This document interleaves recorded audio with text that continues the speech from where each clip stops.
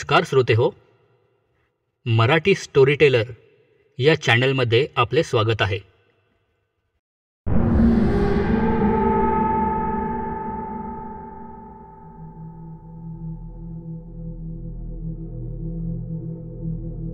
जयेश आणि कल्पनाच्या लग्नाला आम्ही सुरुवातीपासूनच पाठिंबा दिला होता.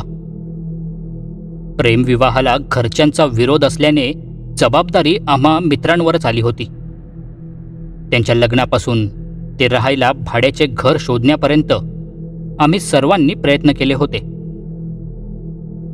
तो परिसर तसा बऱ्यापैकी गजबजलेला असा होता. आसपास पुष्कळ वस्त्या होत्या. घरातल्यांनी तोंड फिरवल्याने लग्नानंतर लगेचच जयेश आणि कल्पना चाळीतल्या त्या घरात राहायला गेले. सुरुवातीचे काही दिवस तर त्यांना काही जाणवलं नाही, परंतु लग्नाला 1 आठवडा सुद्धा झाला नाही आणि ते प्रकार घडू लागले. जयेश आणि कल्पना त्यांच्या नव्या संसारात सुखी असतील, शिवाय त्यांच्या एकांतात व्यत्यय नको म्हणून आम्ही मित्रांनी सुरुवातीच्या दिवसात त्यांना भेटण्याचे टाळले. त्यावेळी जयेशही आम्हाला काही बोलला नाही, परंतु गोष्टी जेव्हा हाताबाहेर जाऊ लागल्या तेव्हा मात्र जयेशवर ओढवलेल्या गंभीर संकटाची खबर आमच्या कानापर्यंत आलीच. यार, नक्की माहीत नाही, पण काहीतरी गडबड आहे त्या घरात. पहिल्या दिवसापासून तिला जाणवत होतं. ती मला सांगत होती, पण मीच लक्ष नाही दिलं. हॉस्पिटलमध्ये पाय ठेवताच जयेश रडवेल्या चेहऱ्याने आम्हाला सांगू लागला. हे ऐकून मंगेश आणि मी काहीसे गोंधळलो होतो, पण कदाचित कल्पनाच्या अशा अवस्थेमुळे जयेश मनाने खचला असावा असे समजून आम्ही तिकडे दुर्लक्ष केले. ते बघू जया, आता डॉक्टर काय म्हणतायत? वहिनी कशा आहेत आता? मी विचारले. काळजीचं कारण नाही म्हणालेत, पण उजवा हात जास्त भाजलाय. नशीब मी नुकताच घरी पोचलो होतो, नाहीतर काय झालं असतं यार. जयेश चेहरा पाडत म्हणाला. ठीक आहे, डॉक्टर म्हणालेत ना, मग चिंता नको. तू घरी जाऊन रात्रीच्या जेवणाचं बघ. तोपर्यंत आम्ही इथे थांबतो. घरचं सगळं आवरून ये मग रात्री. मंगेशने जयेशला धीर देत म्हटले. घरी? आम्हा दोघांकडे डोळे विस्पारून पाहत जयेश उद्गारला. त्याच्या चेहऱ्यावर कसलीशी भीती दाटून आली होती. तो पुढे काय सांगतोय हे ऐकण्यासाठी मंगेश आणि मी त्याच्याकडे पाहत होतो. मला वाटतंय तुम्ही नीट समजला नाहीत. हा जो प्रसंग इथे उद्भवलाय, माझी पत्नी जी आत जीवन मरणाच्या चक्रव्यूहात अडकलीय, त्याला संपूर्णपणे ते घर जबाबदार आहे. अरे त्या घरात काहीतरी आहे. काय ते माहीत नाही, पण एवढं नक्की की त्याच्यापासून आम्हाला धोका आहे. असं म्हणत जयेशने आम्हाला एक एक करत मागच्या काही दिवसात घडलेल्या घटना सांगितल्या. सुरुवात अगदी पहिल्या रात्री झाली. जेवण उरकून जेव्हा कल्पना भांडी वगैरे धुण्यासाठी मोरीजवळ गेली, तेव्हा तिथे भला मोठा साप अंगाला वेटोळे घालून बसलेला दिसला. हातातलं ताट तसंच खाली टाकून ती धावत जयेशला जाऊन बिलगली. पण जेव्हा जयेशने जाऊन पाहिले तेव्हा तिथे काहीच नव्हते. उगाच धोका नको म्हणून अख्खे घर धुंडाळले, पण साप कुठेच नव्हता. कल्पनाच्या मनाचा भ्रम समजून त्याने दुर्लक्ष केले.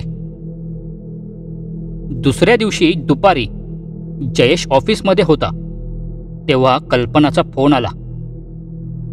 पहिल्याच मिनिटाला घाबरलेल्या कल्पनाचा अंदाज जयेशला तिच्या आवाजावरून आला होता. हातातले काम सोडून जेव्हा तो घरी गेला तेव्हा कल्पनाच्या म्हणण्यानुसार काही वेळापूर्वी स्वयंपाकघराच्या भिंतीमधून एक मुंडके बाहेर आले होते. परंतु जागा नवीन असल्याने कल्पनाला तसे भास होत असतील असं सांगत जयेशने यावेळीही विषय संपवला. तिसऱ्या दिवशी दरवाजा आपोआप उघडणे, बंद होणे, मांडणीवरचे ग्लास खाली पडणे अशा लहान सहान गोष्टी घडल्या. परंतु जयेश समोर दोनदा तोंड घशी पडल्यामुळे कल्पनाने त्या प्रकाराला काही ना काही कारणांचा आधार देत मनाची समजूत घातली. चौथा दिवस उजाडला तोच मुळी अपघाताची शृंखला घेऊन. सकाळी भाजी कापताना कल्पनाचे बोट कापले गेले. भळाभळा रक्त बाहेर येऊ लागले. आश्चर्य म्हणजे बोटातून निघणारे रक्त खाली जमिनीवर न पडता हवेतच विरून जात होते. जणू कुणीतरी अदृश्य शक्ती त्या रक्ताचा थेंबन थेंब हवेतच चाटत होती. घाबरलेली कल्पना जयेशला सांगेपर्यंत बोटावर कुणीतरी जीभ फिरवल्याचा भास झाला आणि तिने तिथेच भीतीचा आवंढा गिळला. कामावर निघण्याच्या आवराआवरीत व्यस्त असलेला जयेश या प्रकारापासून अगदीच अनभिज्ञ होता. त्यानंतर थोड्याच वेळात धुतलेले कपडे सुकवताना एकाएकी स्टूल एका बाजूला झुकला आणि कल्पना खाली जमिनीवर पडली. जयेशच्या समोरच घडले हे. कामावर निघालेल्या जयेशने मग सुट्टी घेतली. त्यानंतर मात्र दिवसभर काहीच घडलं नाही. पाचव्या सकाळपासून कल्पनाला अंगात कणकणी जाणवत होती. कसलंसं दडपण मनावर आल्यामुळे तिनं ताप काढला असेल. जयेश त्या दिवशीही कामावर गेला नाही. कल्पना जरी अंथरुणात पडली असली तरी तिच्या मानसिक पातळीवर कसलंसं द्वंद्व सुरू होतं. खरं खोटं ओळखण्याचं. घरात खरंच कुणी अदृश्य शक्ती वावरत असावी की आपल्यालाच असे भास होत आहेत. जयेशला किती वेळा सांगणार आणि किती गोष्टी सांगणार. त्याला तर एकदाही तसा अनुभव आला नाही. 6व्या दिवशी मात्र जयेशवर सुद्धा तो प्रसंग ओढवलाच. सकाळी उठायला फार उशीर झाला होता. कल्पना स्वयंपाकघरात दिसली. तिची तब्येत ठीक असल्याचे जाणवताच जयेशला हायसे वाटले. भरभर आवरून जयेश स्वयंपाकघरात गेला. उशीर झाल्यामुळे गडबडीत त्याने कल्पनाने देऊ केलेला डबा घेतला आणि ऑफिसची बॅग घेण्यासाठी बाहेर आला. पण बाहेर येताच त्याला आश्चर्याचा धक्काच बसला. तापात अंथरूण धरलेली कल्पना गाढ झोपली होती. जयेश पुन्हा स्वयंपाकघरात आला. परंतु तिथे सकाळी जेवण बनवल्याची एकही खूण नव्हती. त्याने हातातला डबा उघडून पाहिला. आणखी एक मोठा धक्का त्याला पचवायचा होता. आतापर्यंत जड भासणारा तो डबा पूर्णपणे रिकामाच होता. जयेशला हादरवून टाकण्यासाठी हा एकच अनुभव पुष्कळ होता. कल्पना जे काही सांगत होती त्यात तथ्य होते. हे घर नक्कीच शापित आहे किंवा काहीतरी दडून बसलंय इथं, ज्याला आमचं राहणं बिलकुल पसंत नाही. म्हणूनच आम्हाला घालवण्यासाठी हे खेळ खेळले जात असावेत. मी तर दिवसभर बाहेर असतो, पण कल्पना तर घरीच असते. तिला काय काय विचित्र गोष्टी दिसल्या असतील कुणास ठाऊक. आणि आपण तर एकदाही तिची बाजू समजून घेतली नाही. तरीही मनाच्या समाधानासाठी जयेशने कल्पनाला उठवत डब्याबाबत विचारणा केली. कल्पनाच्या उत्तरावरून जयेश समजून चुकला की तिला याबाबत काहीच माहीत नव्हतं. जयेशने घडला प्रकार तिला सांगितला. कल्पना अधिकच घाबरली. परंतु तिला लवकरात लवकर राहण्याची दुसरी सोय करत असल्याचे आश्वासन देत जयेश त्या दिवशी कामावर निघून गेला. शिवा, ऑफिसवरून निघाल्यावर हे सगळं सांगायला मी तुला फोन करायला घेतलाच होता रे, पण घरात पाय ठेवला आणि डोळ्यांना वर उडणाऱ्या ठिणग्या दिसल्या. कल्पना आगीच्या कचाट्यात सापडत होती. धावत जाऊन तिला चादरीत गुंडाळले आणि हॉस्पिटलमध्ये आलो. आग कशी लागली काहीच माहीत नाही, पण आगीत फक्त कल्पना भाजली. घरातल्या इतर वस्तूंना काहीच झालं नाही. त्या घरात पुन्हा पाऊल ठेवायचं नाही मला. जयेशच्या डोळ्यात अश्रू आणि त्या घराबद्दलचा राग स्पष्ट दिसत होता. जयेशने सांगितलेला प्रकार ऐकून मी आणि मंगेश एकमेकांकडे निर्बुद्धपणे पाहत होतो. हे सगळे आमच्या तर्कात बसणारे नव्हते. आमचाच काय, 21व्या शतकातल्या कुणाही सुशिक्षित माणसाचा त्यावर विश्वास बसला नसता. परंतु जयेशची सध्याची स्थिती पाहता त्याला त्यावर काही भाष्य करणे सोयीचे नव्हते. पण आपल्या मित्रांसोबत नेमकं काय घडलं, का घडलं हे जाणणं तर आवश्यक होतं. मंगेशने नजरेनेच मला इशारा केला आणि मी त्याला डोळ्यांनीच संमती दिली. बरं जयेश, आम्ही तुझ्यासाठी बाहेरून जेवण घेऊन येतो, तू इथेच थांब. आणि दुसऱ्या घराचं पण बघतो आम्ही, तू टेन्शन घेऊ नको. तू वहिनींकडे लक्ष दे. या घराची चावीसुद्धा दे, उद्यासाठी तुला कपडे वगैरे लागतील ना. मी अत्यंत सफाईदारपणे जयेशला समजावत त्याच्याकडून घराची चावी घेतली. हे बघ शिवा, घरात जास्त वेळ थांबू नका, ती जागा मला ठीक वाटत नाही. जयेशच्या आवाजात काळजी होती. त्याच्याकडून चावी घेत आम्ही बाहेर आलो. बाहेरच्या एका हॉटेलमधून जयेशसाठी जेवण घेतलं आणि लगोलग त्याला देऊनही आलो. कपडे घेऊन दुसऱ्या सकाळी येण्याचे आम्ही जयेशला कबूल केले आणि निघालो. किती वेळापासून आम्ही ते कुतूहल मनातच दाबून ठेवले होते. बाहेर येताच मंगेश आणि माझ्यात त्या विषयावर चर्चा झाली. तिथं एखादी अदृश्य शक्ती असण्यावर आम्हा दोघांचा ठाम नकार होता. पण कारण काहीही असो, या प्रकरणाचा छडा लावणं आवश्यक होतं आणि बऱ्याच विचारांती आम्ही तो धाडसी निर्णय घेतला होता. त्या शापित घरात आजची रात्र घालवण्याचा. काही काळ त्या परिसरावर नजर ठेवून जेव्हा सगळीकडे शांतता पसरली, तेव्हा रात्री 11च्या सुमारास आम्ही त्या चाळीत शिरलो. सगळ्या घरांची दारं आतून बंद होती. अंधार बऱ्यापैकी दाटला होता, त्यामुळे आम्हाला हटकणारं तिथं कुणीही नव्हतं. आम्ही शांतपणे जयेशच्या घराजवळ गेलो आणि चावी लावून ताळा उघडला. अतिशय नाजूक हालचाली करत आम्ही दरवाजा आत लोटला आणि त्या घरात प्रवेश केला.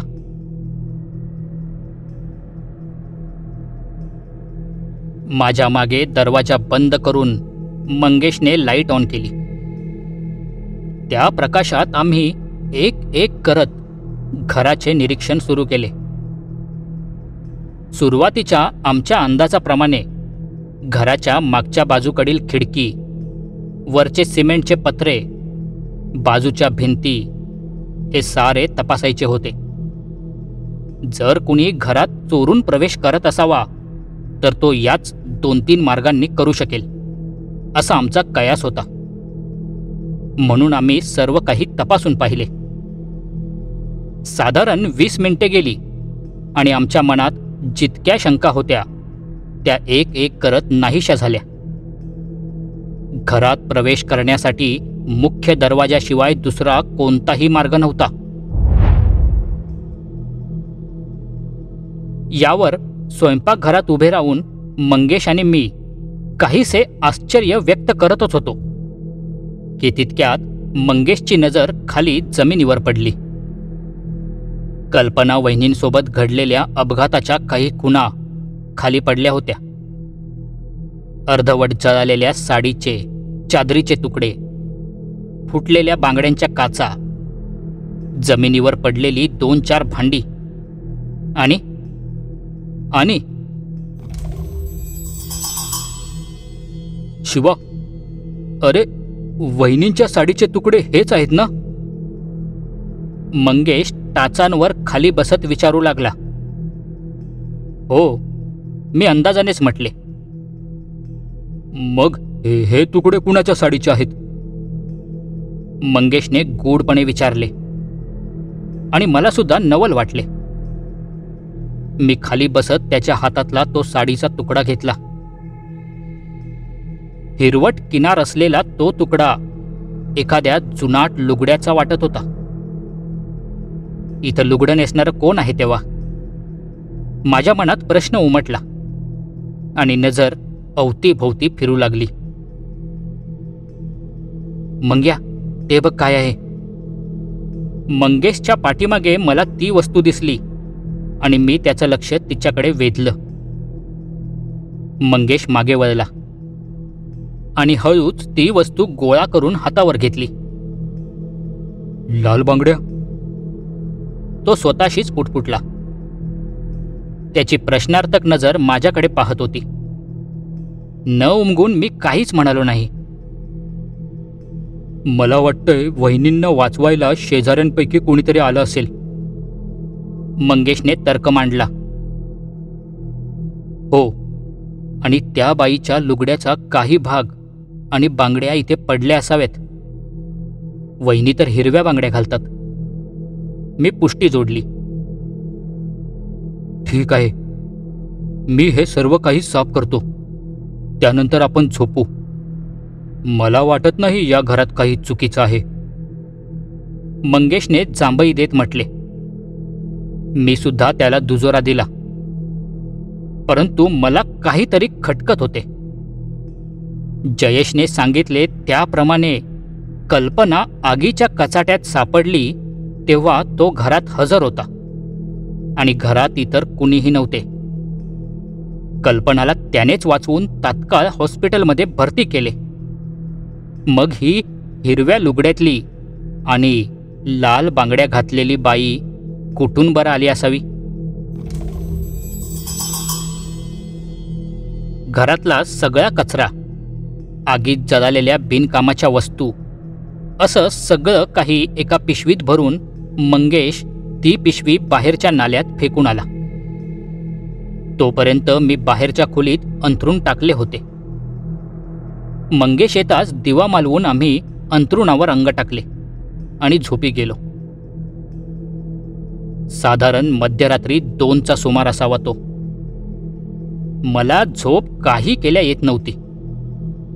फक्त डोळे बंद करून या कुशीवरून त्या कुशीवर मी तळमळत होतो. खोलीतला अंधार मला झोपूच देत नव्हता.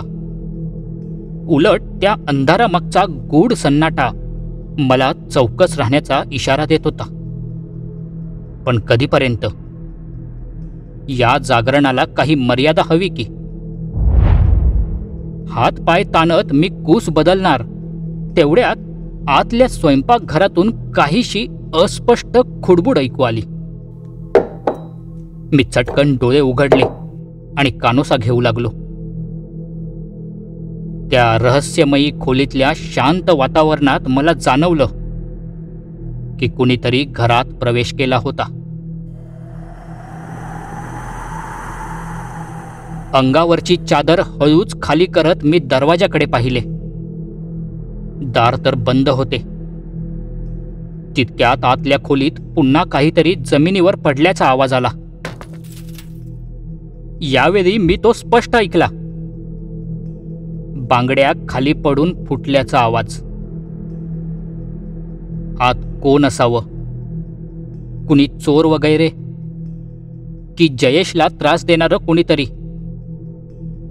पण माणूस असेल तर आत येऊच कसं शकतं? घराचा दरवाजा तर बंद होता. माझ्या डोक्यात धोक्याची घंटा वाजली. मी बाजूला झोपलेल्या मंगेशला हलकेच थाप देऊन उठवण्याचा प्रयत्न केला. तो काही बोलणार इतक्यात मी त्याच्या कानात पुटपुटलो. आवाज करू नकोस, घरात कोणीतरी शिरलंय. तू लाईट लाव. मी आतल्या खोलीजवळ जाऊन उभा राहतो. मंगेशने होकारार्थी मान डुलवताच मी सावकाशपणे उठलो आणि आतल्या खोलीत जाऊ लागलो. तितक्यात घरात लक्कन प्रकाश पडला. मंगेश लाईटच्या स्विचजवळ उभा दिसला. मी धावत आतल्या खोलीत शिरलो आणि ओरडलो, खबरदार, आहे तिथेच उभं राहायचं. माझ्या मागून मंगेशही तिथं आला, पण तिथं कुणीच नव्हतं. मी पुढे सरसावत मोरी तपासली. मागील खिडकीच्या गजांजवळ जाऊन पाहिलं. सगळं काही तसंच्या तसंच होतं. मला भास झाला होता का? माझा मलाच प्रश्न पडला. शिवा, हे बघ खाली काय. मंगेश खाली वाकत म्हणाला. मी जवळ जाऊन पाहिले आणि मनात पहिल्यांदाच भीतीने शिरकाव केला. मंगेश देखील भेदरलेल्या चेहऱ्याने माझ्याकडे पाहत होता. ही तीच जागा होती जिथे कल्पनाचा अपघात झाला होता. इथलं सर्व काही मगाशी आम्ही साफ केलं होतं. मंगेश तर तिथला सर्व कचरा बाहेर टाकून देखील आला होता. मग तरीही मघाच्या त्या हिरव्या लुगड्याचे तुकडे आणि फुटलेल्या लाल बांगड्यांच्या काचा तिथे आल्याच कशा? घरात कुणीच शिरलं नव्हतं. मग हे कसं शक्य होतं? मंगेश आणि मी दोघेही कावरे बावरे होऊन त्या परिस्थितीला समजून घेत होतो. तितक्यात कसलासा आवाज आला आणि पाठोपाठ लाईट गेली. संपूर्ण घरात मिट्ट काळोख पसरला. तसे आम्ही दोघे धीराचे होतो, परंतु सध्या पुढ्यात वाढलेलं संकट आमच्या परिचयाचं नव्हतं. शिवा, जागेवरच थांब. माझ्याकडे माचीस आहे, मी उजेड करतो, मंगेश म्हणाला आणि काडी ओढण्याचा प्रयत्न करू लागला. माझ्या मनात काय विचार आला की ती फक्त माझी शंका होती, मला माहीत नाही. परंतु मी ओरडतच त्याला थांबवले. थांब मंग्या, थांब. मंगेश थांबला, म्हणजे मला तरी तसे वाटले. अंधारात नीटसे दिसत नव्हते. चाचपडत मी त्याचा हात धरला आणि अक्षरशः ओढतच त्याला बाहेर पडण्याची घाई करण्यास सांगितले. आम्ही दोघे 2-3 ढेंगातच बाहेरचा दरवाजा गाठला. हाताने चाचपत मी तिथले टाळाचावी घेतले आणि आम्ही दोघे बाहेर पडलो. काहीसा जीवात जीव आला माझ्या. मंग्या, आता पेटवून बघ, मी शांतपणे म्हणालो. मंगेशने हातातल्या माचीसवर काडी ओढली. चर्रकन आवाज करीत ती पेटली. तिच्या प्रखर ज्योतीमुळे आता काहीसा प्रकाश पडला होता. आम्ही दोघेही दाराच्या बाहेर उभे होतो. मंग्या, काडी जरा आत टाक बरं, मी साशंकपणे म्हणालो. मंगेशने बाहेरच उभे राहून पेटती काडी घरात टाकली. तसं आतील उसळलेल्या आगीने भस्कन आमच्या अंगावर झेप घेण्याचा प्रयत्न केला. दचकून आम्ही 2 पावले मागे झालो. आगीच्या प्रकाशात आतला नजारा आम्ही स्पष्ट पाहिला. त्या आगीच्या ज्वालांमध्ये एका बाईचा चेहरा दिसत होता. लालसर पिवळ्या निळ्या अग्नीत तो चेहरा ज्वालांसोबत डुलत होता. चेहऱ्यावर छद्मी हास्य आणि डोक्यावर हिरव्या लुगड्याचा पदर होता.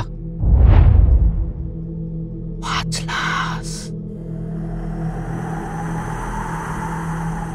जीवाचा थरकाप उडवण्यासाठी तो दबका आवाज पुरेसा होता. मी ताबडतोब जवळच पडलेल्या एका काठीने दरवाजा ओढला आणि कुलूप लावून आम्ही दोघे तिथून निघालो. त्यावेळी तरी मंगेश आणि मी दोघांनी त्या विषयावर बोलण्याचे टाळले. संबंधित प्रकार खरंच अंगावर काटा आणणारा होता. दुसऱ्या दिवशी प्रथम तर खोली मालकाची गाठ घेतली. मदत करणं तर दूर, पण त्याने साफ हात वर केले. वर उगाच अफवा पसरवू नका म्हणत धमकीसुद्धा दिली. कसं बसं गोड बोलून त्याच्याकडून जयेशची डिपॉझिट रक्कम मिळवली आणि निरोप घेतला. हॉस्पिटलमध्ये जाऊन जयेशला भेटलो. कल्पना वहिनी सुखरूप होत्या, परंतु उजव्या हातावर जन्मभराची खून उमटली होती. कालच्या रात्रीबद्दल आम्ही काहीच बोललो नाही. दुसरं घर शोधत असल्याचे जयेशला कळवले. मन राहावलं नाही म्हणून नंतर बराच शोध घेतला. काही वर्षांपूर्वी तिथे राहणाऱ्या एकाचे नाव कानी पडले. त्याची भेट घेतली आणि मग खरा प्रकार समजला. त्या घरात बऱ्याच वर्षांपूर्वी कुणा गावावरून आलेल्या स्त्रीचा आगीत जळून मृत्यू झाला होता. अंगावर सरकन काटाच आला. मी तेवढंच ऐकून निघालो. घरमालकाने सौदा मिटवला होता, त्यामुळे आता त्या घरासाठी आम्ही काहीही करू शकत नव्हतो. नाहीतरी आमच्यासाठी करण्यासारखं काय होतं? समाप्त. मित्रांनो, कथा आवडली असल्यास लाईक करा, शेअर करा आणि आपल्या चॅनलला सबस्क्राईब करायला विसरू नका. भेटूया लवकरच पुन्हा एकदा एका नवीन कथेसोबत. धन्यवाद.